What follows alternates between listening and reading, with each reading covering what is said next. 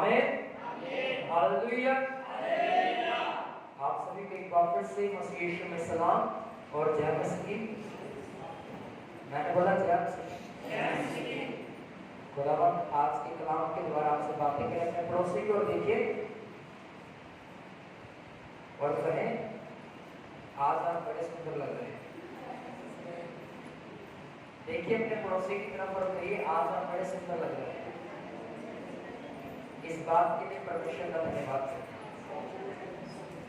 Hallelujah, hallelujah. कितने लोग हैं जो आनंदित हैं? क्या आप सब आनंदित हैं? Hallelujah, hallelujah. कितने लोग हैं जो यीशु मसीह के ऊपर विश्वास करने वाले हैं? कितने लोग हैं जो यीशु मसीह को अपना वो खुदा मानते हैं जो जीवित है? कितने लोग हैं जो यीशु मसीह को जीवित करके ग्रहण करते हैं? आमीन, आमीन। आइए आज हम कुछ इन्हीं बातों के ऊपर ध्यान देंगे। बहुत बार ऐसा होता है कि एक व्यक्ति जब रेत वाली जमीन के ऊपर घर बनाता है तब उसका घर गिर जाता है। आपने समझा मैंने क्या कहा? कि जब एक व्यक्ति रेतली जमीन के ऊपर अपना घर बनाता है या नींव को रखता है, वह घर गिर जाता है। पर जो घर नींव खोदकर बनाया जाता है उसकी नींव गहरी रहती है, वह बड़ा लंबा चलता है। ये सब जानते हैं इस बात को? आप ये जो पिलर देख रहे हैं, ये तकरीबन जो हम नीचे रहते हैं उसके 3.5 फुट नीचे उससे पहले गड्ढा खोदा गया, फिर इसको उसमें स्टेबल किया गया, फिर उसमें क्या बोलते हैं, सरिया डाला गया, बजरी डाला गया, सीमेंट डाला गया, फिर इतना बड़ा जो बिल्डिंग है ये खड़ी रह पाई। अगर ये चीज, ये लैंडर तोड़ दिया जाए जिस पे आप बैठे, तो ये सारा बीम ऊपर ले घर का वेट उठा सकते हैं। इतनी ताकत है। आप समझ पा रहे इस बात को? जिस जगह पर आप इस समय बैठे हैं, अगर ये चीज तोड़ दी जाए, इस जगह पर कुछ ना रहे और सिर्फ इन्हीं पिलर के ऊपर ये सारा वेट रहेगा, तो ये घर फिर भी खड़ा रहेगा। क्यों? क्योंकि इन पिलर में मजबूती है। क्यों? क्योंकि इसकी नींव खोदकर इसे गहराई में डाला गया है, इसीलिए खड़ा रह पाएगा। और जिसकी नींव यीशु मसीह के कलाम के ऊपर है, बाइबल कहती है यीशु मसीह का जो वचन है वह चट्टान है। क्या है? चट्टान। और जिसकी नींव चट्टान पर रहेगी वह सालों चलता है। Hallelujah, hallelujah. अपने पड़ोसी की ओर देखिए और कहिए, आज का वचन ध्यान से सुनिएगा, परमेश्वर आपसे बातें करेगा। आमीन। हम अक्सर एक बात सुनने में हमारे आती है कि जब हम वर्शिप करते हैं, जब हम आराधना करते हैं, तब परमेश्वर हमारी सुनता है। क्या करता है? और जब परमेश्वर का कलाम बीजा जाता है तब कौन बोलता है? तो किसे सुनने की जरूरत होती है? तो कितने लोग हैं जब कलाम को सुनेंगे ध्यान से? कान लेके आए साथ में? प्रकाशित वाक्य की किताब कहती है, जिसके सुनने के कान हैं वह सुन ले कि आत्मा कलीसियाओं से क्या कहता है। Hallelujah, hallelujah. आज मैं भी आपसे कहता हूं कि जिसके सुनने के कान हो वह सुन ले कि परमेश्वर का आत्मा आज आपसे क्या बात करना चाहता है। सबसे पहले निकालेंगे भजन संहिता की किताब 1 अध्याय उसका 1 वचन। भजन संहिता की किताब 1 अध्याय उसका 1 वचन। मेरे सभी को पेज नंबर है 654। आपके लिए मैं पढ़ूंगा। लिखा है यहाँ पर, क्या ही धन्य है वह पुरुष जो दुष्टों की युक्ति पर नहीं चलता, ना पापियों के मार्ग में खड़ा होता, ना ठट्ठा करने वालों की मंडली में बैठता है। आपने सुना ध्यान से मैंने क्या बोला? परमेश्वर का वचन कहता है, क्या ही धन्य है वह पुरुष जो दुष्टों की युक्ति पर नहीं चलता, ना पापियों के मार्ग में खड़ा होता, ना ठट्ठा करने वालों की मंडली में बैठता है। इसका मतलब क्या है, जो बता सकता है? इसका मतलब ये बता सकता है? इसका मतलब क्या है? बहनों में से, भाइयों में से कोई नहीं है जो इस वचन को एक्सप्लेन कर सके? पीछे भाई, वचन आपके लिए फिर से पढ़ता हूं, लिखा है, क्या ही धन्य है वह पुरुष जो दुष्टों की युक्ति पर नहीं चलता। इसका मतलब क्या है? इसका मतलब क्या है? अरे गलत ही बताओ, कुछ तो बताओ। आपने क्या बोला बहन अभी? जो गलत कामों में नहीं चलता और बुरी संगति से बाहर रहता है। और मैं फिर से पढ़ रहा हूं, ध्यान से सुनिए। लिखा है, क्या ही धन्य है वह पुरुष जो दुष्टों की युक्ति पर नहीं चलता। क्या ही धन्य है वह पुरुष जो दुष्टों की युक्ति पर नहीं चलता, ना पापियों के मार्ग में खड़ा होता है और ना ही ठट्ठा करने वालों की मंडली में जाकर बैठता है। इसका मतलब क्या है? इसका मतलब है, जो धन्य है ना, धन्य वचन उसमें लिखा है और धन्य, क्या ही धन्य। धन्य का मतलब मैं आपको पहले भी बता चुका हूं, धन्य का मतलब होता है आशीषित। क्या है? आशीषित। क्या ही आशीषित है वह व्यक्ति जो दुष्टों की युक्ति पर नहीं चलता। दुष्ट की युक्ति क्या है? पाप करना, गालियां देना, चोरी करना, व्यभिचार करना, दुष्कामना करना, लोभ करना, लालच करना, ये सब की युक्तियां रहती हैं। जब चोर उठता है सुबह, अगर उसे रात को चोरी करनी है तो वो सुबह प्लानिंग करता है, करता ही नहीं करता? बोलिए, कितने लोग हैं जिनके मुंह में जुबान है? अगर जुबान है तो जवाब देते रहिएगा, नहीं तो मुझे लगेगा बोलते हैं। अगर जुबान है तो मुझे जवाब देते रहिए। जो चोर है वो रात की चोरी की प्लानिंग कब करता है? कब करता है? दिन को, अर्थात सुबह को वह प्लानिंग करता है कि रात को मैं इस तरह से जाऊंगा। आपको पहला पता कि वो प्लानिंग करने से पहले उस जगह पर विजन करता है। अगर मान लीजिए कोई चोर है, किसी घर में से चोरी करनी है, तो वह पहले उस घर का भेद लेगा। अगर मैं यहाँ से जाऊंगा, दीवार इतनी ऊंची है, स्टार्ट पर जाऊंगा, गिरूंगा, चोर को नहीं आएगी, कितनी ऊंची दीवार है, और दीवार पे जो मैं चढ़ूंगा तब गेट कहाँ है उनका, जो मेन गेट है घुसने का, चाबियां कहाँ पड़ी रहती हैं उनकी, वो सारा भेद लेगा। पहले लेगा कि नहीं लेगा? हालेलुया। और क्या करता है? फिर वह विजिट करके जाता है, अपने दिमाग में सारा घर का स्ट्रक्चर रखता है, अपने दिमाग में उन सब बातों को रखता है कि कहाँ उनका गेट है, मेन गेट कहाँ पे है, उनका जो तिजोरी है, जो उनकी अलमारी पड़ी है, पैसा कहाँ रखा है, वो सब चीजें अपने दिमाग में रख के फिर योजनाओं को तैयार करता है। ये किसकी योजना है? दुष्ट की योजना है। किसकी योजना है? ये दुष्ट की योजना है। बाइबल कहती है, क्या ही आशीषित अर्थात धन्य है वह व्यक्ति जो दुष्टों की युक्ति पर, हालेलुया, दुष्टों की युक्ति पर नहीं चलता, ना पापियों के मार्ग में, ना ठट्ठा करने वालों की मंडली में जाकर बैठता है। दुष्टों की युक्ति पर चलने वाला, बाइबल कहती है, परमेश्वर की नजर में दुष्ट गिना जाता है। क्या गिना जाता है? दुष्टों की युक्ति पर चलने वाला व्यक्ति परमेश्वर की नजर में क्या गिना जाता है? दुष्ट गिना जाता है। और परमेश्वर की नजर में पापी है वह व्यक्ति जो जाकर पापियों के मार्गों में खड़ा होता है। पापों के जो पापी लोग होते हैं, अर्थात जो संसार में रहकर बुरे कामों में अपना हाथ लगाते हैं, परमेश्वर की नजर में वो क्या है? क्या है?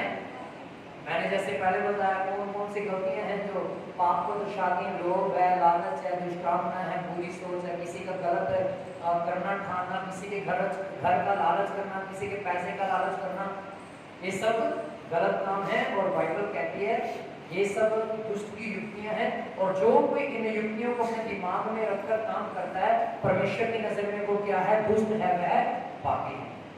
और बाइबल कहती है ना पापियों के मार्ग में खड़ा होता, ना ठट्ठा करने वालों की मंडली में बैठना। मंडली का मतलब क्या होता है, कोई जानता है? हाँ, जैसे एक मंडली है, इसमें तकरीबन 50 से 60 लोग बैठे हुए हैं, ये एक क्या है? मंडली है।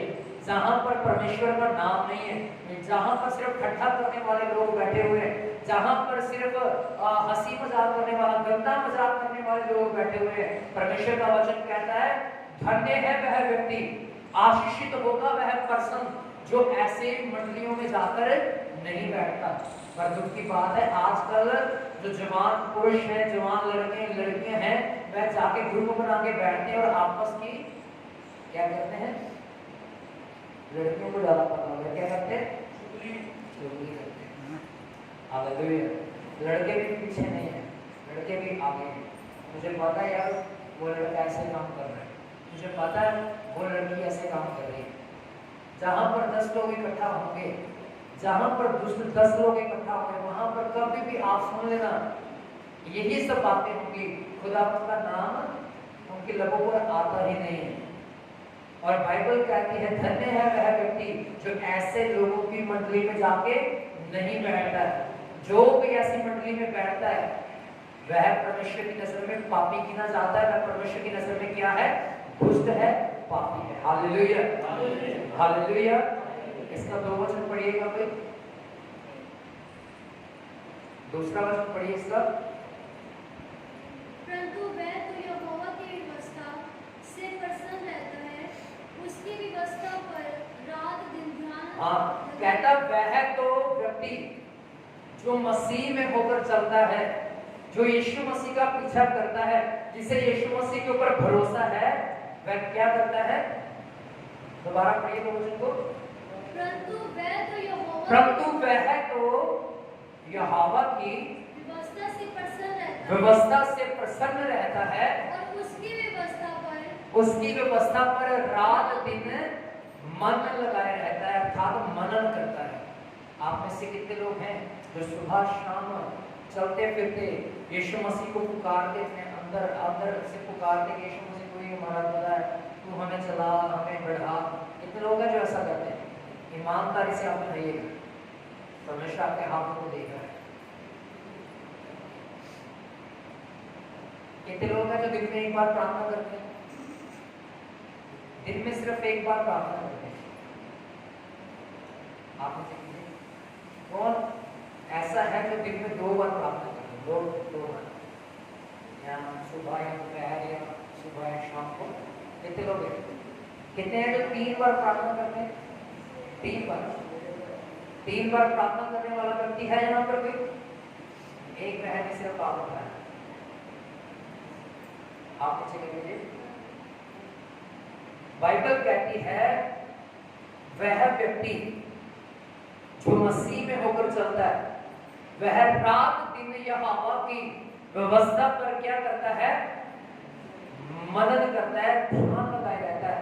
उसकी जिंदगी में हालात कैसे भी हों, उसकी जिंदगी में हालात कैसे भी हों, वो यहोवा की व्यवस्था से प्रसन्न रहता है। Hallelujah, hallelujah. वो ये नहीं कहता कि मेरी जिंदगी में ये तूफान है या मेरी जिंदगी में ये काम हो रहा है, मैं यीशु मसीह के पीछे नहीं चलूंगा, मैं यीशु मसीह को छोड़ दूंगा, मैं यीशु मसीह को छोड़कर किसी और बाबा के पास जाऊंगा। वो ये बातें नहीं कहता है। दोबारा पढ़ना 2 वचन को।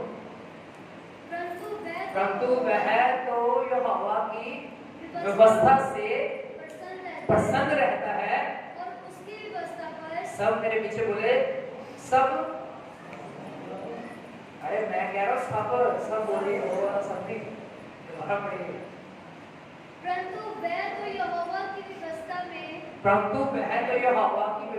में प्रसन्न रहता है, और उसकी व्यवस्था पर रात दिन ध्यान लगाए रहता है। हालेलुया। ये कौन से व्यक्ति की निशानी है? जो मसीह में चलता है, जो मसीह में चल रहा है, पापी है जब मूर्ति पूजा करता है। Hallelujah, hallelujah. ये किस व्यक्ति की निशानी है? क्या करता है वह? सबसे पहला वचन क्या कहता है? क्या कि धन्य है वह व्यक्ति जो दुष्टों की युक्ति पर नहीं चलता। किसकी युक्ति पर नहीं चलता? धन्य कौन है? जो दुष्टों की युक्ति पर। धन्य का मतलब है आशीषित। जो दुष्टों की युक्ति पर चलता है वह श्रापित है, बाइबल कहती है। ना पापियों के मार्ग में खड़ा होता, ना पापियों के मार्ग में खड़ा होता, ना ठट्ठा करने वालों की मंडली में बैठता है। हालेलुया। ये पवित्रता में चलने वाले एक व्यक्ति की निशानी है। दूसरे वचन में लिखा वह तो यहोवा की व्यवस्था से प्रसन्न रहता। आगे लिखा वह रात दिन यहोवा की व्यवस्था पर मन लगाए रहता है। Hallelujah, hallelujah. आगे बढ़िएगा वचन। वह उस वृक्ष के समान है। अब देखिए, जो ये दो बातों को फॉलो करता है, जो ऊपर हमने भी पढ़ा, दो वचनों को जो पढ़ा, सबसे पहले दुष्टों की युक्ति पर नहीं चलता, पापियों के मार्ग में खड़ा नहीं होता। तीसरी बात, वह ठट्ठा करने वालों की मंडली में जाके नहीं बैठता। रात दिन यहोवा की व्यवस्था से प्रसन्न रहता और उसकी व्यवस्था पर मनन करता। 5 बातें अगर ये आपकी जिंदगी में है तो ये तीसरा वचन आपकी जिंदगी में पूरा होगा। पढ़िएगा, वह उस वृक्ष के समान है। वह उस वृक्ष के समान है जो बहती नालियों के किनारे, जो बहती नालियों के किनारे लगाया गया और और अपनी ऋतु में फलता है, अपनी ऋतु में फलता है, जिसके पत्ते कभी मुरझाते नहीं, जिसके पत्ते कभी मुरझाते। आगे, इसीलिए कुछ वह पुरुष करे, इसलिए जो कुछ वह पुरुष करेगा वह सफल होगा। वह सफल होगा। आगे, बस आगे खत्म हो गया। दुष्ट लोग ऐसे नहीं होते, दुष्ट लोग ऐसे नहीं होते, वह उसी भूसी के समान होते हैं, वह भूसी के समान होते हैं जो पवन से उड़ाई जाती है। जो पवन से उड़ाई जाती है। इस कारण दुष्ट लोग अदालत में स्थिर ना रह सकेंगे। अदालत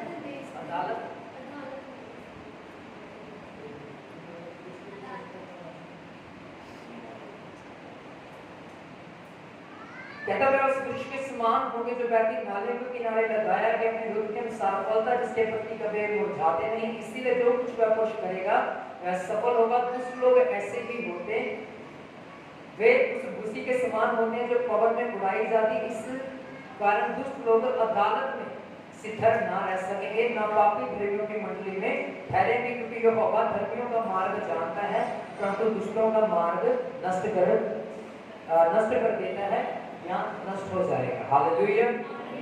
कहता है जो दुष्ट लोग हैं वह परमेश्वर की अदालत में खड़े रह नहीं पाएंगे। जो दुष्ट लोग हैं वह परमेश्वर की अदालत में खड़े रह नहीं पाएंगे। उनके पाप उनको दोषी ठहराएंगे। यीशु मसीह आपको दोषी ठहराएगा? क्या वो आपको भी दोषी ठहराता है? उसको तो पता है कि भाई ये बंदा पापी है, इसके ऊपर अगर मैं जब तक करुणा नहीं करूंगा, अपने पास नहीं बुलाऊंगा, इसे अपने लहू से नहीं धोऊंगा, तब तक ये पापी ही रहेगा। यीशु मसीह खुद हमें अपने पास बुलाता है, बुलाकर हमें अपने लहू से धोके शुद्ध करता, धर्मी ठहराता है। आमीन, हालेलुया, हालेलुया। कहता है कि जो धर्मी व्यक्ति है, जिसकी जिंदगी में 1 अध्याय से लेके 2 अध्याय की बातें, वो 5 बातें उसकी जिंदगी में अगर रहेंगी, कौन कौन सी? दुष्टों की युक्ति पर नहीं चलेगा, पापियों के मार्ग में खड़ा नहीं होगा, ठट्ठा करने वालों की मंडली में जाकर नहीं बैठेगा। चौथी बात, जो व्यवस्था से प्रसन्न रहता है। 5वीं बात, रात दिन यहोवा की व्यवस्था पर मन लगाए रहता है। अगर ये 5 बातें आपकी जिंदगी में रहेंगी तो बाइबल कहती है वह व्यक्ति उस वृक्ष के समान, उस पेड़ के समान होगा जो बहती नदियों के किनारे पर लगा रहता है। नदियों के पास आपने देखा कोई माली जाता है उसे पानी पीने के लिए पौधे को? देखा कभी? ये यहाँ तक तो फिल्मों में भी नहीं दिखाया जाता, क्योंकि ऐसा है ही। हालेलुया। जो नदी के किनारे जो पेड़ लगा रहता है वह पानी अपनी तरफ अपने आप खींच लेता है। उसे जरूरत नहीं पड़ती है, वैसा ही वह व्यक्ति होगा जो परमेश्वर की बातों के ऊपर मन लगाता है, उसे आशीष मांगने की जरूरत नहीं पड़ेगी, आशीष उसके पीछे आ जाएगी। Hallelujah, hallelujah. बाइबल कहती है सबसे पहले धर्म और राज्य की खोज कर। किसकी खोज कर? धर्म और राज्य की खोज कर। जिन चीजों के पीछे आज तू भागता है वह सब बातें तेरे पीछे होकर मिल जाएंगी। हालेलुया। यह वही वचन है जो यीशु मसीह ने बोला कि जो कोई व्यक्ति इन 5 बातों का पीछा करेगा और वह व्यक्ति उस पेड़ के मानिक होगा जो बहती नदियों के किनारे लगाया जाता है, बहते हुए सोतों के बगल में लगा रहता है, उससे पानी की जरूरत नहीं पड़ती, वो पानी अपने तरफ अपने आप ऑब्जर्व करता है, खींचता है अपनी तरफ और फलवंत होता जाता है। उसे आपको कोई पानी नहीं देता, उसे आपको कोई तोड़ता नहीं है, उसे छाड़ता नहीं है और फले, वो अपने आप अपनी रुचि के अनुसार फलता जाता है। Hallelujah, hallelujah. इसके 5वें वचन को पढ़िएगा दोबारा। इस कारण दुष्ट लोग अदालत में स्थिर न रह सकते। याद रखें, जिनकी जिंदगी में ये 5 बातें नहीं, वह परमेश्वर की अदालत के सामने खड़े किए जाएंगे। हालेलुया। कौन कौन सी बातें? मेरे पीछे बोलिएगा। दुष्टों की युक्ति पर चलना, पापियों के मार्ग में खड़े होना, इकट्ठा करने वालों की मंडली में बैठना। सबसे पहले 3 बातें। चौथी बात, रात दिन यहोवा की व्यवस्था से प्रसन्न रहना।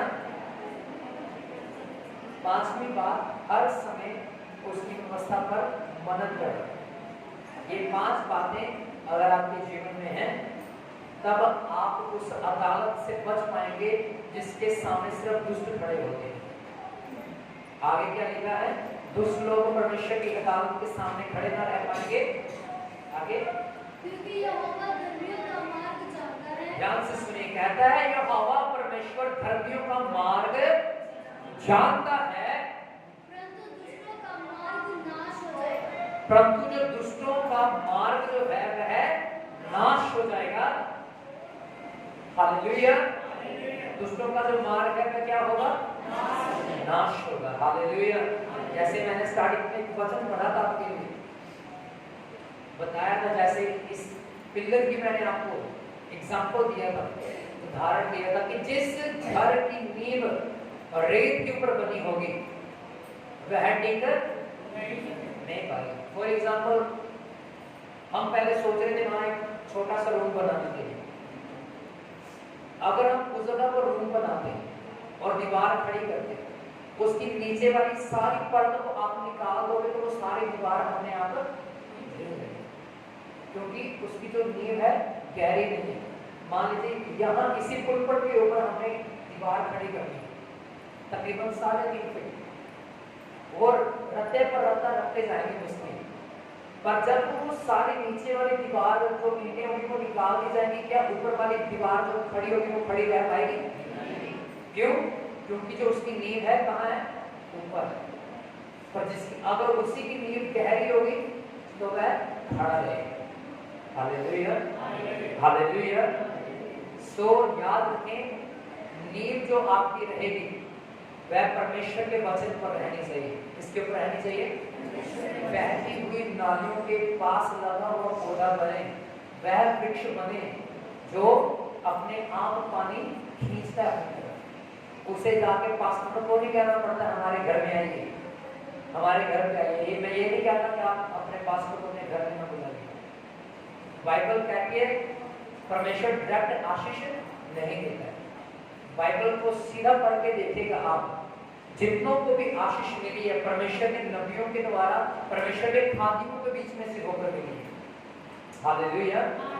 परमेश्वर के खादिम है, परमेश्वर के दास और दासियां ही है जो आपकी आशीष का भेद है, आपकी आशीष का कारण है। ऐसा तो नहीं है कि आप चर्च में आए परमेश्वर ने सीधा आपके ऊपर अनुग्रह कर दिया। आपके पादरी के द्वारा आपसे परमेश्वर ने आपको आशीष दिया है। हालेलुया। इसीलिए परमेश्वर का वचन कहता है कि परमेश्वर के जो दास हैं वो उन्हें आदर के योग्य है। हालेलुया। जो हन्ना थी बाइबल कहती है वो 5 स्त्री, कौन सी स्त्री थी? 5 स्त्री थी, उसके औलाद नहीं थी। जब उसने परमेश्वर के सामने रोया, गिड़गिड़ाया, क्या परमेश्वर ने खुद उससे बात की थी? किसके द्वारा किया बात? किसके द्वारा किया? अपने दास एली के द्वारा बात किया। किसके द्वारा बात किया? एली के द्वारा। जो परमेश्वर का दास था, उस चर्च में रह के सेवकाई करता था, परमेश्वर ने उसके द्वारा उससे बात किया कि हे हन्ना, आज से तेरे आंसू सारे पोंछ दिए जाएंगे, आने वाले साल में तो अपने एक बच्चे की आशीष को लेके इसी भवन में आएगी। Hallelujah, hallelujah. बाइबल कहती है जब एक व्यक्ति 38 साल से शिलोह के कुंड के सामने बैठा हुआ था, तब परमेश्वर ने किसके द्वारा उसे आशीष दिया? यीशु मसीह के द्वारा। किसके द्वारा? किसके द्वारा आशीष दिया? उस व्यक्ति को यीशु ने जाके पूछा, हे भाई क्या तू चंगा होना चाहता? उसने कहा हाँ, होना तो चाहता हूँ। इससे पहले कि मैं उठता हूँ, मैं घसीट के जाता हूँ, कोई पहले आकर मेरे से शिलोह के कुंड में जा घुसता है। उसने कहा मैं आज तुझे कहता हूँ, उठ जा, अपनी खाट उठा और अपने घर चला जा। वो उठा कि नहीं उठा? वो छलांगे लगाने लगा, कूदने लगा, यीशु मसीह की जय जयकार करने लगा। किसके द्वारा परमेश्वर ने उसे आशीष दिया? यीशु मसीह के द्वारा, अपने खातून के द्वारा। Hallelujah, hallelujah. अब्राहम के द्वारा लूत बचाया गया। कौन बचाया गया? लूत बचाया गया। किसके द्वारा? अब्राहम के द्वारा। अगर अब्राहम ना होता तो लूत ना बचाया जाता। आप समझ पा रहे हैं बातों को? अगर मूसा ना होता तो इस्राएली कौम कहां रहती? मिस्र में गुलामी में रहती। ये भेद है, इसीलिए बाइबल कहती है कि परमेश्वर के जो दास हैं वो दोगुने आदर के योग्य है। हालेलुया। इसीलिए कहा जाता है परमेश्वर के खादिमों का आदर करें। इसीलिए कहा जाता है कि परमेश्वर के दासों का आदर करें ताकि परमेश्वर आपका आदर कर सके। हालेलुया। कितने लोग जानते हैं कि मूसा की बहन का नाम मरियम था? पता है? आज शायद मैंने पिछले संडे भी बताया। मूसा की बहन मरियम ने जब मूसा के खिलाफ कुड़कुड़ाया, तब उसके जीवन में क्या आया? क्या आ गया? कोढ़ आ गया, बीमारी आ गई।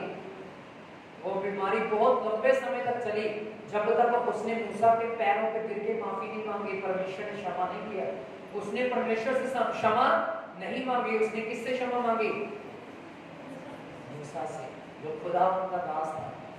आपको पता है हारून ने भी मूसा के खिलाफ बुड़बुड़ाया, उसके विरुद्ध पाप किया, परमेश्वर ने उसे भी मौत के मुंह में धकेल दिया। Hallelujah, hallelujah. राजा नबूकदनेस्सर दानियेल के द्वारा बचाया गया।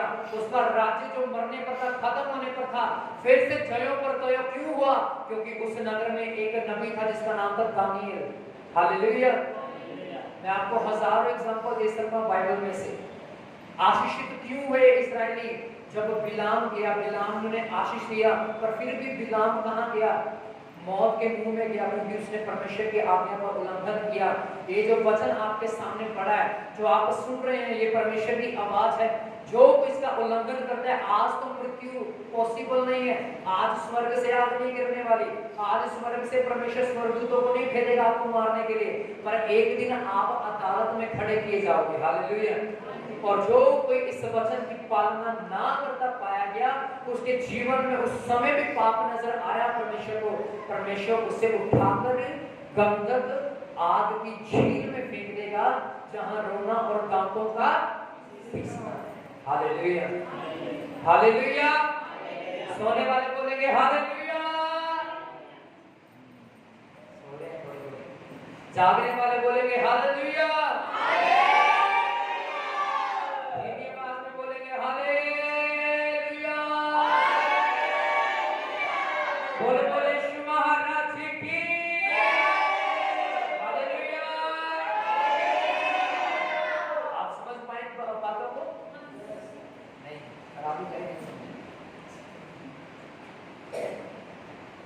एक वचन मैं आपके लिए पढ़ता हूं, मत्ती की किताब 7 है। सिर्फ आप सुनिएगा, आप लिख लीजिएगा अपनी कॉपी डायरी पर। आपके लिए पढ़ रहा हूं, ध्यान से सुनना। इसलिए जो कोई मेरी ये बातें सुनकर उन्हें मानता है। कौन सी बातें जो अभी हमने सीखी? कौन सी बातें? कौन कौन सी 5 बातें सीखी थी हमने? याद है किसी को? कौन कौन सी? सबसे पहले दुष्टों की युक्ति पर, मेरे पीछे बोले, दुष्टों की युक्ति पर, पापियों के मार्ग में नहीं खड़ा होना, बोलिए, ठट्ठा करने वालों की मंडली में बैठना कि नहीं बैठना, यहोवा की व्यवस्था से प्रसन्न रहना, यहोवा की व्यवस्था से रात दिन यहोवा की व्यवस्था के ऊपर मनन करना। क्या करना?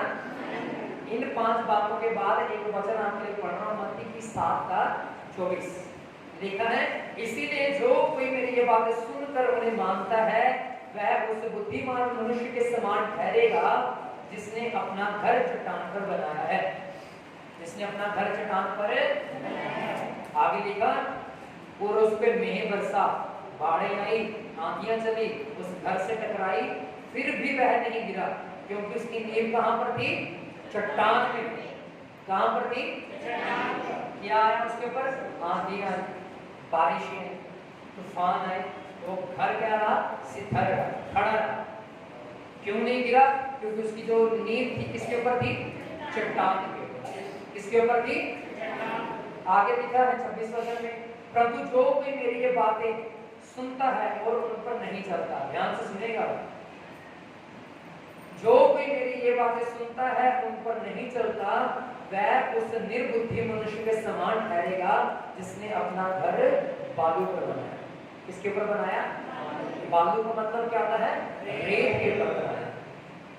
लिखा है 27 वचन में, कहता उस पे मेह बरसा, बाढ़ें आई, आंधियां चली, उस घर से जैसे टकराई वह घर गिर गया। क्या होगा? वह घर, आगे लिखा, उस घर का सत्यानाश हो गया। क्या हो गया? क्यों? क्योंकि उसकी जो नींव थी रेत पर, चट्टान पर नहीं। चट्टान पर जिसकी नींव चट्टान पर थी वो गिर गया कि खड़ा था? और जिसकी नहीं थी वो खड़ा था कि गिर गया? हालेलुया। और अब आप इन बातों के द्वारा अपने जीवन को जांचिए कि आपकी जो विश्वास की जो नींव है, मसीहत की जो आपकी नींव है, वह किस पर है? बालू के ऊपर है या चट्टान के ऊपर?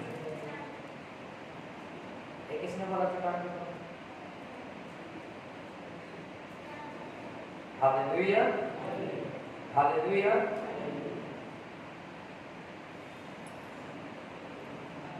याद रखिए, ये सब बातें आपकी जिंदगी का हिस्सा होगी। आपका घर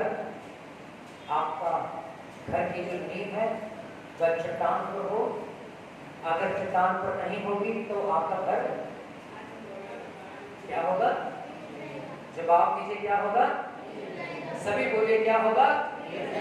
अपने पड़ोसी को देखिए, कहिए, आपकी नींव परमेश्वर के वचन पर होनी चाहिए। बहन, आप उस लड़की की तरफ देखिए, बोलिए, आपका पड़ोसी वो है, मैं नहीं। फिर से बोलिए, आपकी नींव परमेश्वर के वचन पर होनी चाहिए। अगर नहीं होगी तो आपका घर गिर जाएगा, टूट जाएगा। और अपने पड़ोसी को एक बार फिर से देखिए और पूछिए कि आप अपने घर को गिरने देना चाहोगे? जो चाहते हैं उसका घर बना रहे लगे, नहीं गिरना। अपने पड़ोसी को ऐसे कंधे पे हाथ रखिए, कहे आपका घर नहीं गिरेगा। अगर आपका, बोले, अगर आपका जो नींव है वो परमेश्वर के वचन पर हो तो आप हमेशा खड़े रहें और आपका घर सलामत रहेगा। Hallelujah, hallelujah. जिसको समझ आया अपने हाथ को उठाइए, एक जिंदा यीशु मसीह के लिए।